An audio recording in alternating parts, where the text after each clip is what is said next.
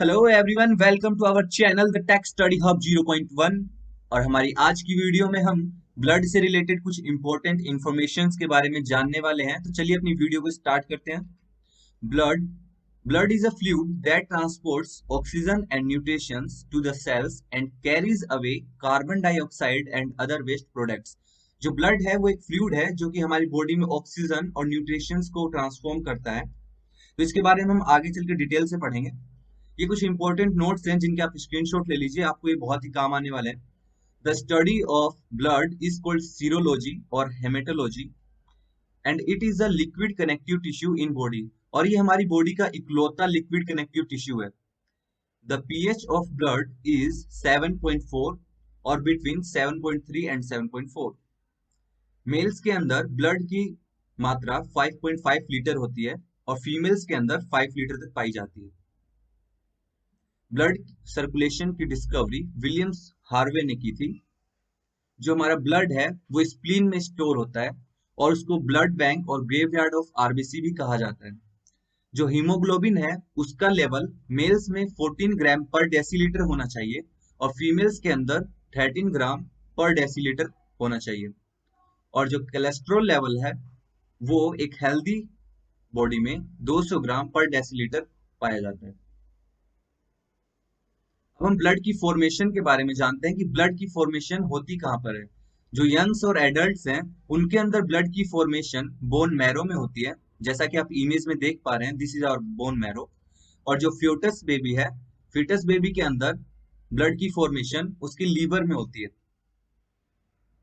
Now the work of blood is to control of body temperature. ये हमारे body के temperature को control करता है। ट्रांसपोर्टेशन ऑफ न्यूट्रिशंस, बॉडी तक ये हमारे न्यूट्रिशंस को पहुंचाता है।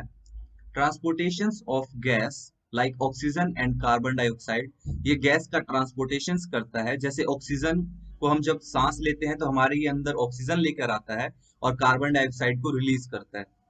Transportation of harmful products from blood to kidney, और ब्लड से हार्मफुल प्रोडक्ट्स को किडनी तक ट्रांसफॉर्म करता है और किडनी में ही हमारा जो ब्लड है वो प्योरीफाई होता है।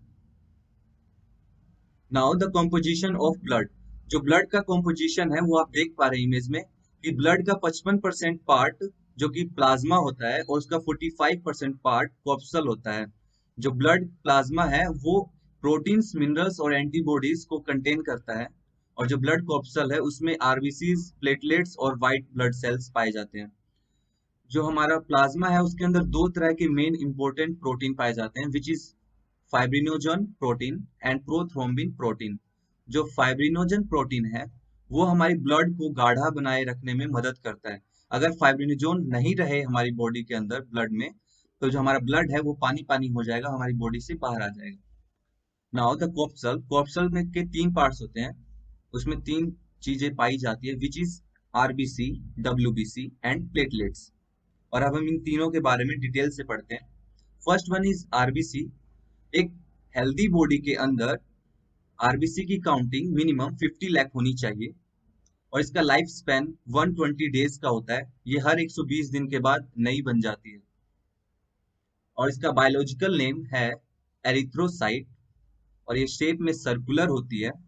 लाइसोसोम्स और न्यूक्लियस इसके अंदर नहीं पाए जाते हैं and it is the 95% of corpuscle. और ये कॉर्पसल का सबसे बड़ा हिस्सा है, जो कि 95% हिस्सा क्या है कॉर्पसल का, आरबीसी।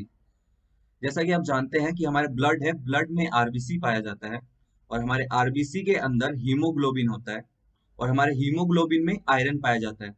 आपने सुना होगा कि कोई बहुत सारे ऐसे लोग होते हैं जो चलने फिरने के दौरान थक जाते हैं और कहीं बेहोश वगैरह हो जाते हैं गिर पड़ के। तो उनमें है ना आयरन की कमी हो जाती है। आयरन की कमी की वजह से उनको थकान ज्यादा होती है और उस थकान की वजह से वो गिर जाते हैं, बेहोश हो जाते हैं। तो ऐसे जो पर्सन है उनका हीमोग्लोबिन लेवल भी कम होता है और आरबीसी भी लेवल कम होता है, बिकॉज ये सब आपस में इंटरलिंक है। तो इसी के लिए जो जिनको अगर ऐसी प्रॉब्लम है तो वो आयरन वाले फूड ज्यादा खाया करो, जिनके अंदर आयरन ज्यादा होते हैं ना वैसे फूड ज्यादा खाया करो आप लोग। एंड एक डिजीज है इनेमिया जो कि आरबीसी के कमी की वजह से होती है बॉडी में। और ये इंपॉर्टेंट एक पॉइंट है जो कि आपको जानना जरूरी है, which is the RBC size is increased on height. जो आरबीसी सेल है हमारा रेड ब्लड सेल, उसका साइज इंक्रीज होता जाता है जैसे ही आप ऊंचाई पे चढ़ते जाते हैं ना। एक क्लाइंबर है जो माउंट क्लाइंबिंग करता है, तो जैसे जैसे माउंट की ऊंचाइयों पर पहुंचता जाता है ना, वैसे वैसे उसके आरबीसी की साइज बढ़ती जाती है, उसमें स्वेलन आने लगती है और उन्हें सांस लेने में प्रॉब्लम होती है। Now move to the second point which is WBC, white blood cells. White blood cells की काउंटिंग मिनिमम 10,000 होनी चाहिए एक हेल्दी पर्सन में, और इसका लाइफ स्पैन 4 डेज का होता है। Biological name leucocytes. Shape irregular होता है, जैसा कि आप इमेज में देख पा रहे हैं कि इसका शेप चेंज होते रहता है। व्हाइट कलर का जो स्ट्रक्चर है वो हमारा डब्ल्यूबीसी है। Nucleus and lysosomes are present, इसमें न्यूक्लियस और लाइसोसोम्स प्रेजेंट होते हैं। It protect body from disease, और ये हमारे शरीर को बीमारियों से बचाए रखता है। नाउ पार्ट्स ऑफ डब्ल्यूबीसी, जो हमारे व्हाइट ब्लड सेल्स हैं उनके 6 पार्ट्स हैं: antibody, lymphocyte, monocyte, neutrophils, eosinophils and basophils. इनमें से ये 3 जो पार्ट है बहुत ही इंपॉर्टेंट है। एंटीबॉडी जो कि किसी भी हार्मफुल वायरस और बैक्टीरिया को रिकॉग्नाइज करता है। लिम्फोसाइट उस हार्मफुल वायरस और बैक्टीरिया को किल करता है। और मोनोसाइट उसे बर्बाद कर देता है, डाइजेस्ट कर देता है, पूरा खा पी के उसको निपटा देता है। Now move to the third point which is platelets. Platelets की काउंटिंग हमारी बॉडी में 2 लाख होनी चाहिए। एक जो हेल्दी पर्सन है उसकी बॉडी में मिनिमम क्वांटिटी 2 लाख होती है प्लेटलेट्स की, और इसका लाइफ स्पैन 7 डेज का होता है। बायोलॉजिकल नेम थ्रोम्बोसाइट है। शेप इसका कन्वेक्स लेंस की तरह होता है, जैसा कि आप इमेज में देख पा रहे हैं। Nucleus is not present, platelets में न्यूक्लियस नहीं होते हैं।